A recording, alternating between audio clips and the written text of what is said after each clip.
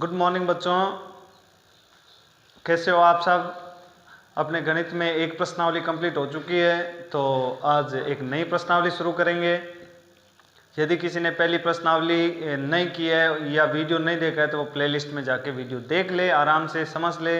और उसमें हमने बहुत ही अच्छे से बहुत सारे मेथड्स पढ़े थे, है ना, कैलकुलेशन करने के। और उन पर जितना ज़्यादा अभ्यास करेंगे, मैं हर बार कहता ही हूँ कि always mind it that practice makes the man perfect. It means कि जितना ज़्यादा अभ्यास करेंगे उतना कंसेप्ट अपने लिए क्लियर होगा। कैलकुलेशन हम फास्टली कर सकते हैं, उसमें क्या नहीं होना, ज़्यादा समय नहीं लगेगा। ये सारा कुछ डिपेंड करता है किस पर, अभ्यास पे। तो हमें ज़्यादा से ज़्यादा क्या करना है, अभ्यास करना है। आज हम नई प्रश्नावली शुरू करेंगे।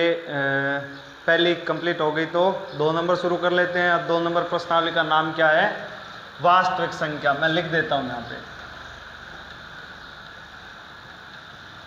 वास्तविक संख्या। और इंग्लिश में क्या बोलते हैं इसे, इंग्लिश में बोलते हैं रियल नंबर।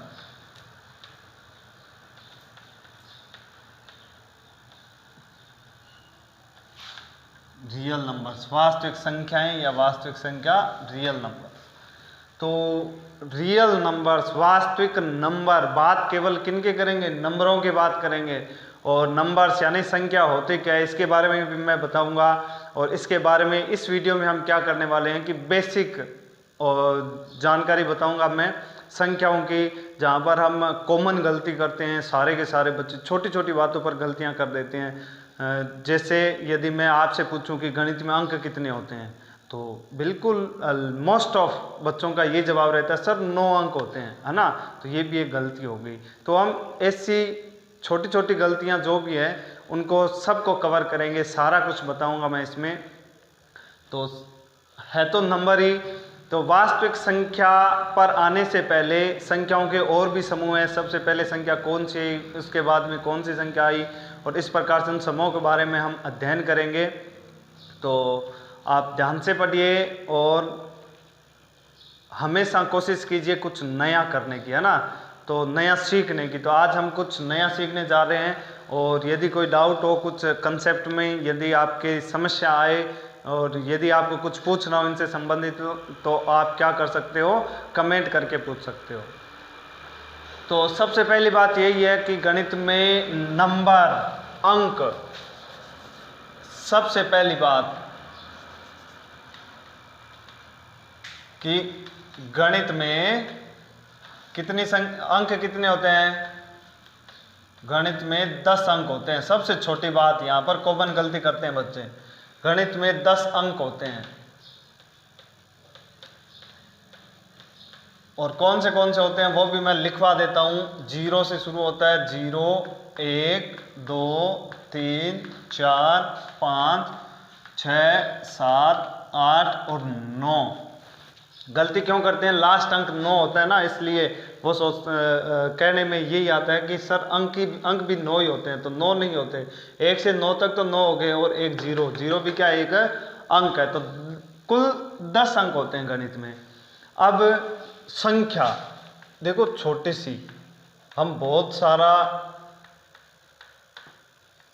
अध्ययन करते हैं फिर भी हम गलती करते हैं। संख्या क्या होती है नहीं बता पाओगे। यदि मैं आपसे पूछूं कि संख्या किसे कहते हैं, तो क्या आप बता सकते हो, सोच के देखो।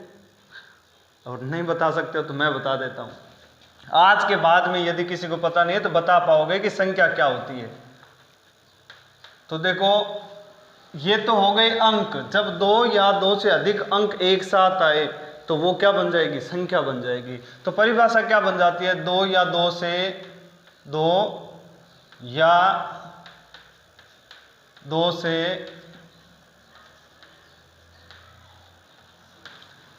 अधिक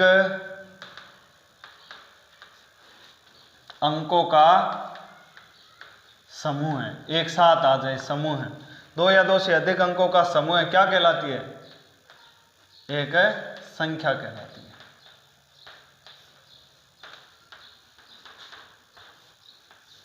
देखो, गणित में हम करते क्या है कि 10 अंक होते हैं। इन 10 अंकों से चाहे कितनी भी बड़ी संख्या बनाएं, उनमें क्या अंक तो ये रहेंगे, है ना।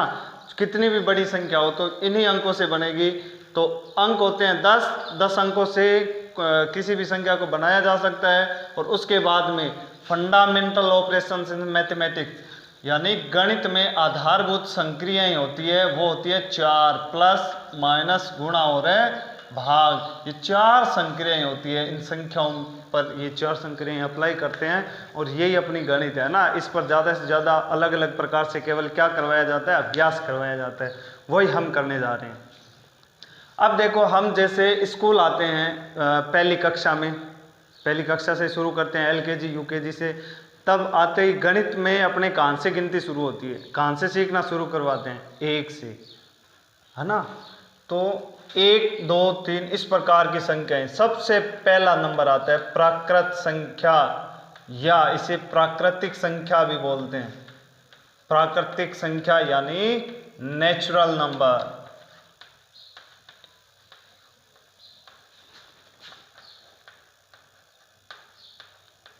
यानी वे संख्याएं जिनके द्वारा वस्तुओं को गिना जाता है या गिनने में जिन संख्याओं को काम में लिया जाता है वो संख्याएं प्राकृत संख्याएं कहलाती है। हमने गिनती कहाँ से शुरू की है, सीखनी 1 से शुरू करते हैं, तो 1 से लेके 2 3 4 एंड इस प्रकार से प्लस के इन्फिनिटी अनंत तक, ये कहलाती है नेचुरल नंबर यानी प्राकृतिक संख्या। नेचुरल को n से लिखते हैं तो प्राकृतिक संख्या को भी n से लिखेंगे, और ये इसका क्या हो गया, समूह हो गया या समुच्चय हो गया। तो ये होती है हमेशा क्या, प्राकृतिक संख्या। अब इसके बाद में यदि देखो मैं यहाँ पे लिखूँ 2 - 2 कर दूँ तो क्या आना है यहाँ पे, है ना। यदि किसी संख्या में से उसी संख्या को घटाएं तो क्या आता है, तो इसलिए इसके बाद प्राकृतिक संख्या के बाद किसकी आवश्यकता पड़ी, हमें 0 की, शून्य की आवश्यकता पड़ी, है ना। तो 2 नंबर अपनी संख्या आती है पूर्ण संख्याएं।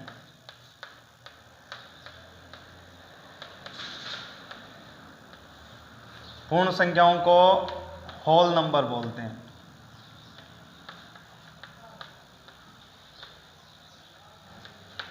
अब पूर्ण संख्याएं क्या है, 0 की आवश्यकता पड़ी तो प्राकृतिक संख्या में क्या कर देंगे, 0 को और शामिल कर दो। तो प्राकृतिक संख्या तो है मेरी 1 से लेके 2 3 4 एंड इसी प्रकार से प्लस के अनंत तक, और इसमें यदि 0 को भी शामिल कर दूं तो ये सारी संख्याएं क्या कहलाती है, ये पूर्ण संख्याएं कहलाती है, होल नंबर। पूर्ण संख्याओं को किसके द्वारा लिखेंगे, W के द्वारा। W यानी पूर्ण संख्या, जितनी भी पूर्ण संख्याएं हैं उनका समूह है, केवल एक W के द्वारा लिखा जाता है। तो प्राकृतिक संख्या, प्रत्येक प्राकृतिक संख्या क्या होती है, इस समूह से देख सकते हैं कि पूर्ण संख्या होती है। 0 भी एक पूर्ण होता है, जबकि 0 प्राकृतिक संख्या में नहीं आता। अब यदि 1 में से मान लो 2 घटानी है तो क्या आएगा यहाँ पे बताओ। किसी संख्या में से उससे बड़ी संख्या को घटाया जाए, छोटी संख्या में से बड़ी संख्या को घटाते हैं तब क्या आएगा, किस प्रकार की संख्या आएगी, तो यहाँ पर क्या आता है बताओ, नेगेटिव संख्या आती है ना। तो इसलिए अपने क्या है, नेगेटिव संख्याओं की आवश्यकता पड़ी। तो आवश्यकता पड़ी तो तीसरा, संख्याओं का तीसरा समूह कौन सा आ जाता है, पूर्णांक संख्याएं। पूर्णांक संख्याओं को इंग्लिश में इंटीजर नंबर बोलते हैं।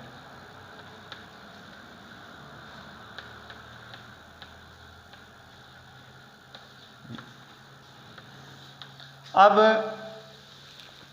अपने पास 0 तो आ गया था पहले ही, 1 2 3 4 और प्लस के अनंत आ गया था। अब क्या है, माइनस के, -2 -3 और इसी प्रकार से माइनस के इन्फिनिटी या माइनस के अनंत तक चलते हैं। तो ये सारी संख्याएं जिसमें प्लस की संख्या 0 और माइनस की सारी संख्या है, ये सारे क्या कहलाते हैं, पूर्णांक कहलाते हैं। पूर्णांक को I या Z से लिखा जाता है, I से भी लिखते हैं और Z से भी लिखते हैं। Z यानी भी पूर्णांक होगा, I यानी भी पूर्णांक, और इन सभी पूर्णांकों का ये समुच्चय सेट जो है वो Z हो गया।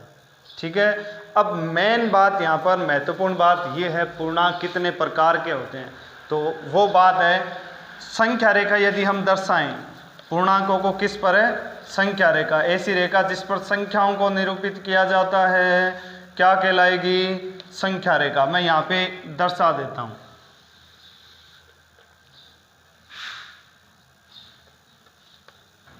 संख्या रेखा में क्या होता है? एकदम बीच में होता है शून्य।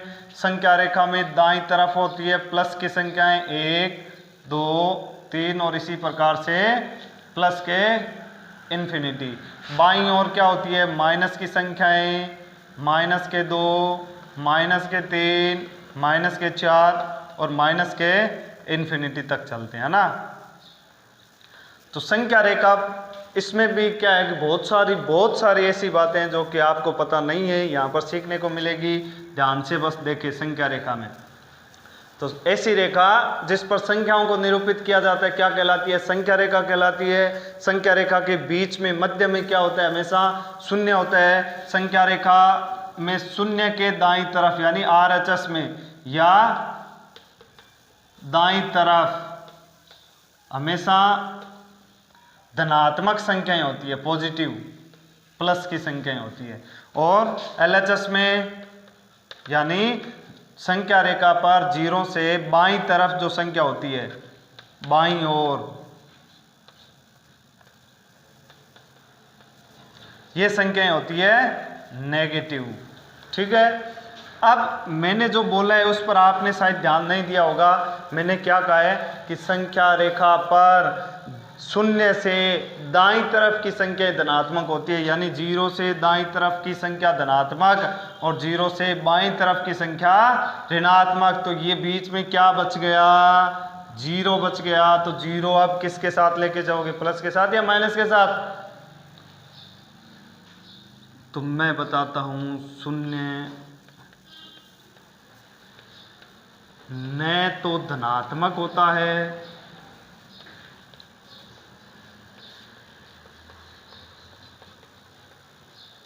और न ही ऋणात्मक। यानी 0 न तो प्लस का होगा और न ही माइनस का होना है। ये बात आप हमेशा ध्यान में रखें। अब एक बच्चा कहता है सर ये 0 प्लस और माइनस का क्यों नहीं होता?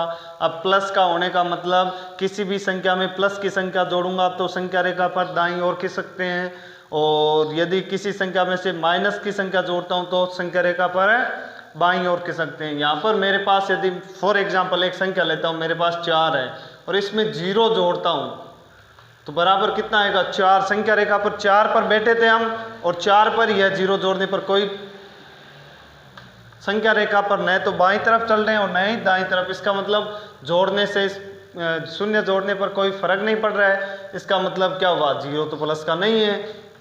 और यदि 4 में से 0 घटा दूं तो भी 4 के 4 ही रहने हैं। संख्या रेखा पर दोनों ही दिशाओं में नहीं चलेंगे। इसका मतलब 0 घटाने पर भी कोई फर्क नहीं पड़ रहा है। तो इन दोनों से निष्कर्ष ये निकलता है कि शून्य न तो धनात्मक होता है और न ही ऋणात्मक। इसका कारण भी बता दिया मैंने। ठीक है, तो ये बात है। एक बात और बता देता हूँ कि संख्या रेखा पर जो संख्या शून्य के नज़दीक होगी दाईं तरफ वो धनात्मक संख्या होनी है। ठीक है, जो संख्या शून्य से दाईं तरफ जितनी अधिक दूरी पर होती है वो उतनी बड़ी संख्या होगी, और जो संख्या रेखा पर शून्य से बाईं तरफ जितनी अधिक दूरी पर होगी वो उतनी ही छोटी होनी है। यानी माइनस की संख्या छोटी होगी और प्लस की संख्या बड़ी होगी। तो पूर्णांक कितने प्रकार के हो गए?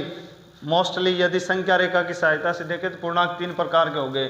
0 से बड़े पूर्णांक यानी धनात्मक पूर्णांक, 0 से छोटे पूर्णांक यानी ऋणात्मक पूर्णांक, और 0 जो न तो प्लस का होता है और न ही माइनस का होता है वो हो गया शून्य पूर्णांक। इसके बाद में एक बच्चा, ये इतना आप नोट कर लेना। ठीक है, आगे बात करते हैं।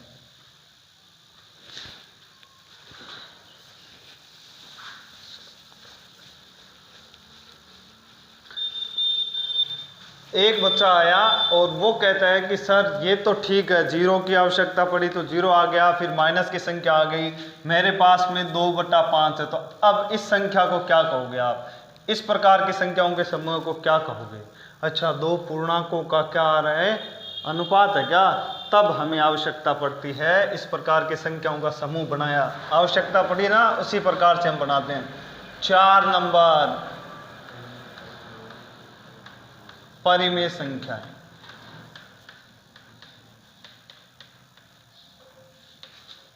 परिमेय संख्या यानी रेशनल नंबर।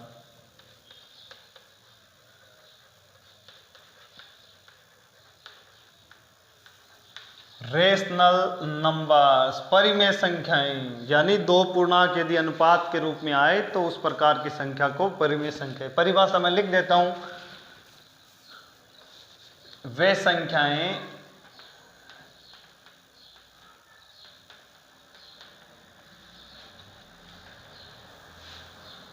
जिनको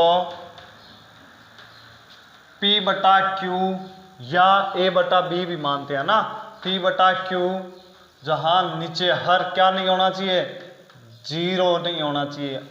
हर 0 होने का मतलब अनंत बन जाएगा, इसलिए नीचे वाली संख्या कभी भी 0 नहीं होनी चाहिए। तो Q नहीं है 0 के बराबर और P व Q क्या है, सहअभाज्य।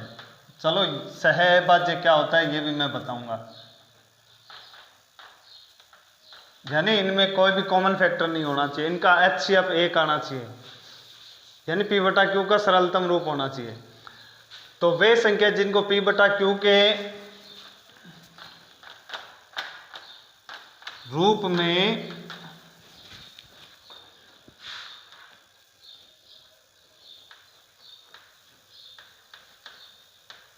लिखा जा सकता है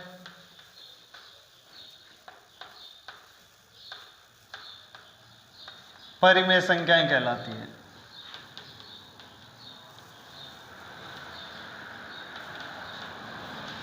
जिनको P बटा Q के रूप में लिखा जा सकता है।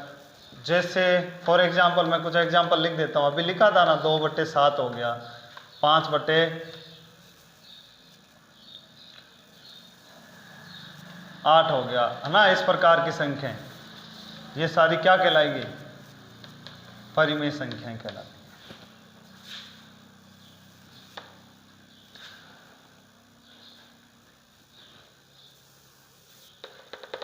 आगे परिमेय संख्याओं के समूह को ये और बता देता हूं कि परिमेय संख्याओं के समूह को किसके द्वारा लिखते हैं, Q द्वारा लिखा जाता है।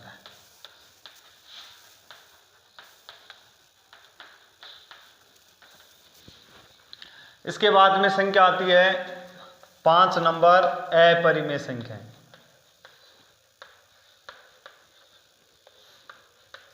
अपरिमेय संख्याएं यानी इर्रेशनल नंबर्स।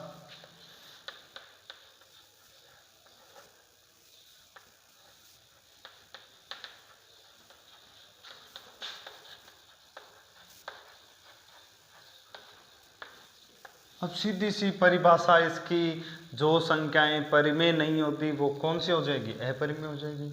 या जिन संख्याओं को P बटा Q के रूप में नहीं लिखा जा सकता वो संख्या क्या कहलाएगी, अपरिमेय संख्या। तो ये नॉर्मल सी है, दोनों ही परिभाषा आप लिख लेना। मैं एक लिखवा देता हूं कि वे संख्याएं जो परिमेय नहीं होती है, वे संख्याएं जो परिमेय नहीं होती है क्या कहलाएगी, अपरिमेय संख्या कहलाएगी। इनको Q डैश द्वारा लिखा जाता है। अब ये संख्या कुछ एक संख्या मैं एग्जांपल में यहाँ पे बता देता हूँ, जैसे रूट में 2, रूट में 3, रूट में 5, रूट में 7, या आगे चले एक अपने पाई जो होती है, पाई भी अपरिमेय में आता है। इसका कारण वैसे तो नवीं क्लास में बड़े अच्छे से मैंने बताया था, लेकिन यहाँ पर मैं फिर से बताऊंगा पाई अपरिमेय क्यों होता है, ठीक है। तो इस प्रकार की ये सारी संख्याएं क्या कहलाती है, अपरिमेय संख्याएं।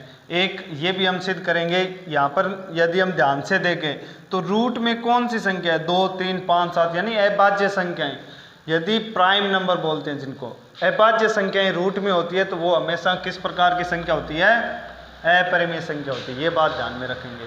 तो एक बच्चा कहते हैं सर हम तो वास्तविक संख्याएं पढ़ने वाले थे, आप पहले ये कौन सी पढ़ा रहे हो।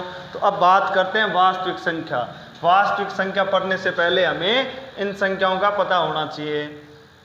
चलो अब हम वास्तविक संख्या की बात कर लेते हैं, आप कहते हो तो।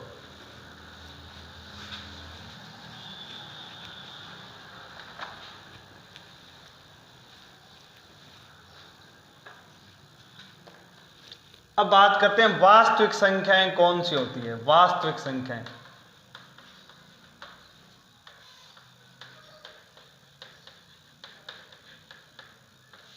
यानी रियल नंबर्स। तो मैं मैथमेटिक्स फॉर्म में लिख रहा हूं, यहां पे आप समझने की कोशिश करेंगे कि रियल नंबर को आर से दर्शाते हैं, ठीक है।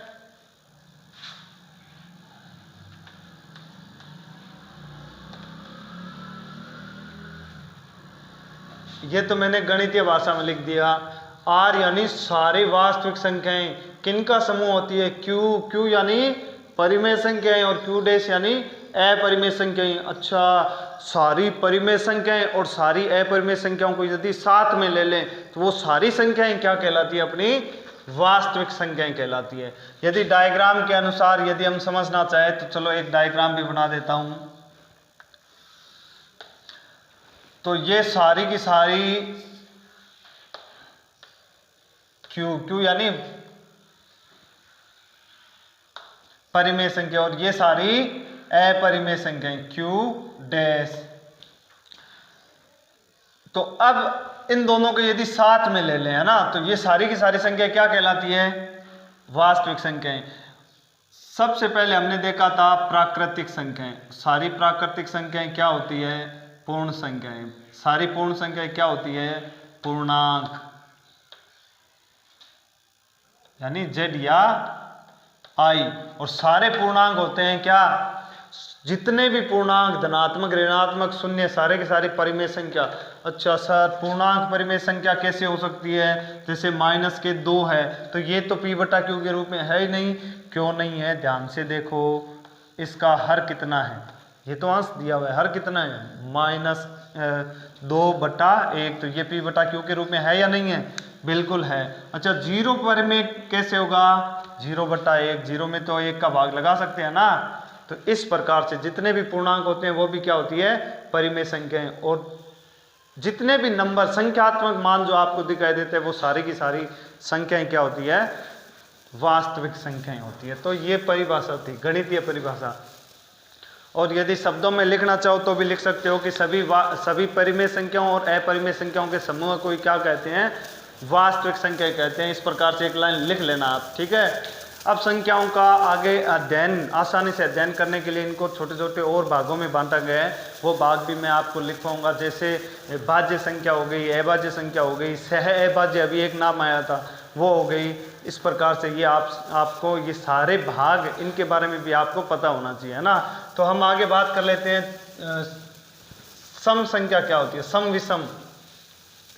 वैसे तो आप 10वीं में आ गए तो आपको पता होना चाहिए, और यदि किसी भी एक भी विद्यार्थी को पता नहीं है तो वो यहाँ पर ध्यान से देख लेगा। सम संख्या यानी इवन नंबर।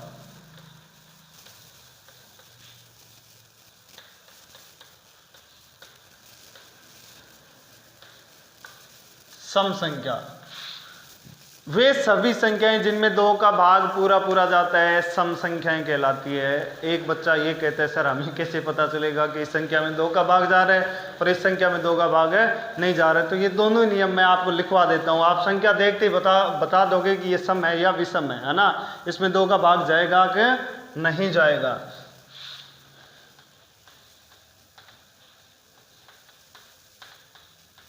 ऐसी संख्या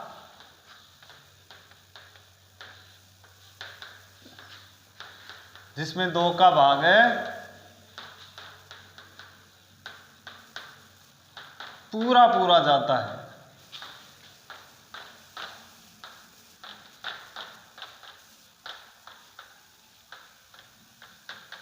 सम संख्या कहलाती है। दूसरी परिभाषा, अब हमें कैसे पता चलेगा कि 2 का भाग पूरा पूरा जाएगा कि नहीं जाएगा? उसके लिए यदि किसी संख्या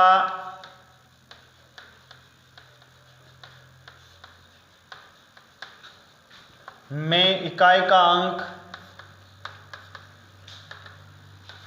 0, 2, 4, 6 या 8 हो,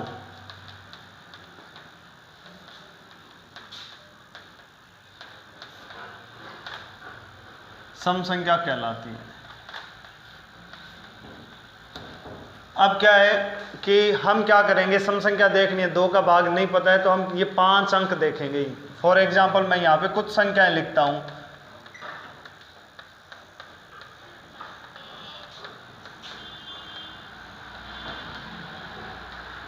अब ये मैंने संख्या लिख दी। अब कौन सी सम संख्या और कौन सी विषम संख्या है? तो पहली परिभाषा तो ये कहती है 2 का भाग पूरा पूरा जाना चाहिए। अब भाग लगा के देखेंगे तो बहुत लंबा रहेगा अपने के लिए, तो भाग लगा के नहीं देखना है। यहाँ पर आपको ये देखना है कि इकाई के स्थान पर इन 5 अंकों में से है या नहीं है। 2 है यानी 2 का भाग पूरा पूरा जाएगा। 2 का भाग पूरा पूरा जाएगा इसका मतलब क्या है? सम संख्या है। 7 है, 2 का भाग नहीं जाएगा। 8 है, 2 का भाग जाएगा। 4 है, 2 का भाग जाएगा। तो ये 3 तो सम संख्या होगी और ये सम संख्या नहीं होगी। इसी प्रकार से 8 नंबर अपने विषम संख्या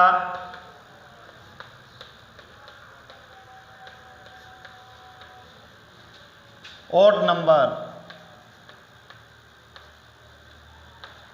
अब विषम संख्या यानी वे सभी संख्याएं जिनमें 2 का भाग पूरा पूरा नहीं जाता, विषम संख्याएं कहलाती है। या वे संख्याएं जो सम न हो, विषम होगी। तो मैं यहां पर लिख देता हूं कि वे संख्याएं जिनमें 2 का भाग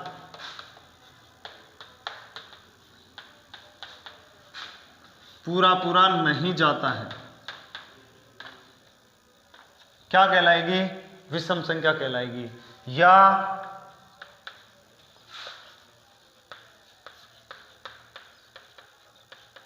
जिन संख्याओं में, अब 2 का भाग किन में पूरा पूरा नहीं जाता? वो जिन संख्याओं में इकाई का अंक 10 अंक होते हैं, 5 तो ऊपर आगे, बचे हुए 5 यहां पे लिख दो। 1, 3, 5, 7 या 9 हो, क्या कहलाएगी?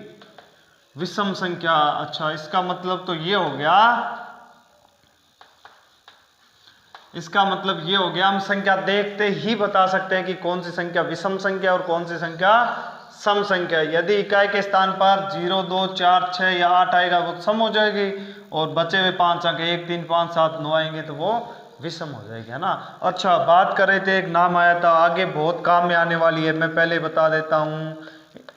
ये जो 2 नंबर प्रश्नावली है इसमें ये परिभाषा बहुत ज़्यादा काम में आएगी। बार बार नाम लिखेंगे तो आपको पता होना चाहिए। सह अभाज्य, सह अभाज्य संख्या यानी को प्राइम नंबर।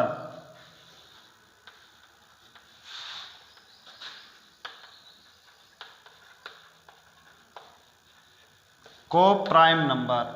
2 संख्याएं सहअभाज्य का मतलब क्या होता है कि ऐसी संख्याएं जिनमें कोई भी उभयनिष्ठ गुणनखंड न हो, या ऐसी संख्याएं जिनमें केवल एक उभयनिष्ठ गुणनखंड हो और वो भी कौन सा होगा? 1। या ऐसी 2 संख्याएं जिनका HCF केवल कितना हो? 1 हो, क्या कहलाती है? सहअभाज्य, को प्राइम नंबर कहलाती है। 2 संख्याएं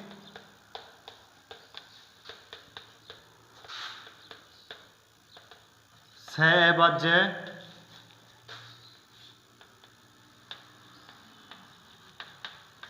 कहलाती है यदि इनका HCF हाईएस्ट कॉमन फैक्टर मतलब में से महत्तम समापरिवर्तक क्या हो, 1 हो। फॉर एग्जाम्पल मैं यहाँ पे कुछ संख्याएं लिखता हूँ, 2 और 3 ही ले लो। ये दोनों संख्याओं में क्या है, एक, केवल एक ये है जिसका भाग दोनों में जा रहा है। कॉमन फैक्टर क्या है, 1 है। इनका HCF ज्ञात करेंगे तो कितना आएगा, 1 ही आएगा, इसलिए ये। अच्छा 15 और 17 देख लेते हैं, 3 और 7 देख लेते हैं। इस प्रकार की सारी संख्याएं जो होती है वो क्या कहलाती है, सहभाज्य संख्या, यानी उनको और सरल, ऐसी कोई संख्या विद्यमान नहीं होगी जिनका भाग उन दोनों संख्याओं में पूरा पूरा जाए, एक के अलावा। ठीक है, तो इस प्रकार की संख्या क्या कहलाती है, सहभाज्य संख्या कहलाती है। अच्छा 2 प्रकार और छोटे मोटे जो भी परिभाषा है वो लिखवा देता हूँ। 2 परिभाषा और कौन सी है, भाज्य संख्या और अभाज्य संख्या, प्राइम नंबर।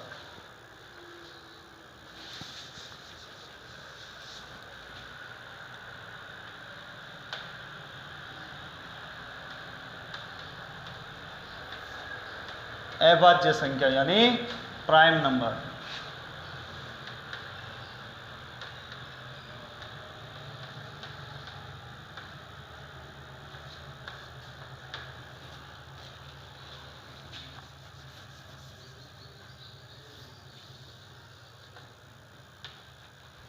अब अभाज्य संख्या कौन सी होती है,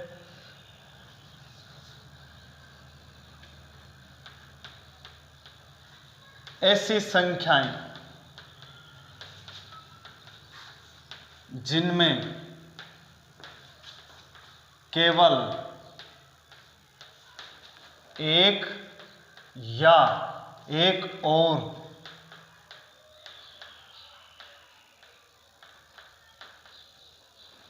ऐसी संख्याएं जिनमें केवल एक और संख्या स्वयं, यानी जो संख्या है उसका और एक का ही भाग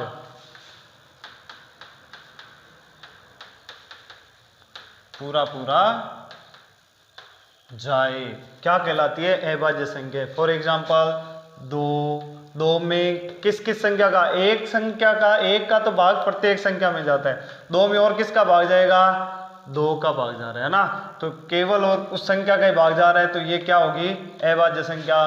3 हो गई, 5 हो गई, 7 हो गई, 11 हो गई। इस प्रकार की सारी संख्या जिनमें केवल खुद का ही भाग जाए, एक का तो प्रत्येक संख्या में भाग जाता ही है, तो ऐसी संख्याएं जिनमें केवल खुद का भाग जाए वो क्या कहलाती है, अभाज्य संख्या कहलाती है। और लास्ट परिभाषा मैं इसमें लिखवा देता हूं, भाज्य संख्या। भाज्य संख्या मतलब ऐसी संख्या जिसमें खुद के अलावा कम से कम एक और संख्या का भाग जाए। ऐसी संख्या जिसमें एक व स्वयं के अलावा कम से कम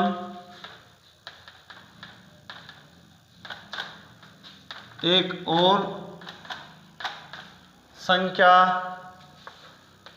का भाग